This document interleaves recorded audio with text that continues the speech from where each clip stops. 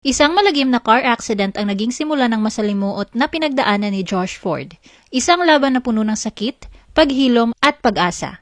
Alamin ang kanyang health journey at ang unti-unting pagbangon tungo sa mas magandang recovery na kanyang tinatamasa ngayon. The Philippine Showbiz List presents Josh Ford, ang kwento sa likod ng kanyang ear at nasal surgery.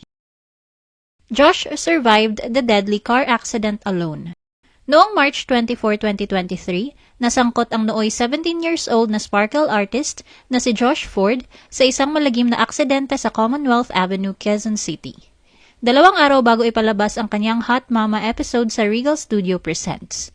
Sakay siya ng BMW sedan kasama sina Andre Sison, Paulo Bueza at Armand Velasco nang mawalan ng kontrol ang sasakyan at bumangga sa ilang istruktura. Nakaligtas si Josh, ngunit nasawi ang 3 niyang kasama, dahilan upang hindi siya makadalo sa mga promotional guesting ng proyekto. Ayon sa isang angkas rider at vlogger na nakasaksi sa insidente, napakabilis ng takbo ng BMW habang binabagtas ang Commonwealth Avenue. Aniya, halos hindi na siya makalingon sa takot na mabangga ng sasakyan at alikabok na lamang ang kanyang nakita habang ito'y rumaragasa.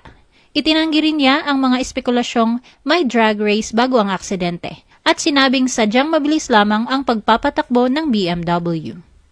Ayon sa saksi, may nakausap siyang motorista na nagsabing delikado na ang sitwasyon dahil sa sobrang bilis ng BMW bago ito bumangga.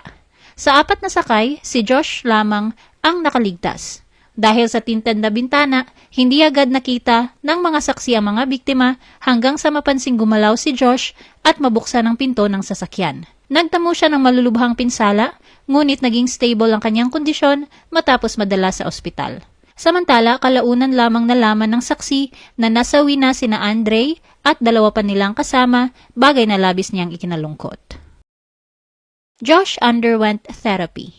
3 buwan matapos ang malagim na aksidente, nanatiling tahimik si Josh at hindi pa niya lubos na naibabahagi ang buong bigat ng trahedyang kanyang naranasan at ang emosyonal na epekto nito sa kanya. Noong June 2023, sa isang hindi inaasahang pagkakataon, nagkaroon siya ng interview kung saan una niyang muling napag-usapan ang kanyang pinagdaraanan. Ayon kay Josh, patuloy siyang sumasailalim sa therapy upang makarecover mula sa trauma na iniwan ng aksidenteng kumitil sa buhay ng 3 niyang kasamahan. Inihayag din niya na may pinsala siya sa kanyang eardrum matapos ang aksidente.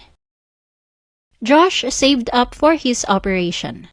Sa isang hiwalay na interview sa GMA Gala 2025, ibinahagi ni Josh na kailangan niyang sumailalim sa operasyon sa kanyang kaliwang tenga. Ayon sa kanya, pinaghahandaan niya ang gastusin para sa operasyon at umaasa siyang sa tamang panahon ay maisasagawa rin ito.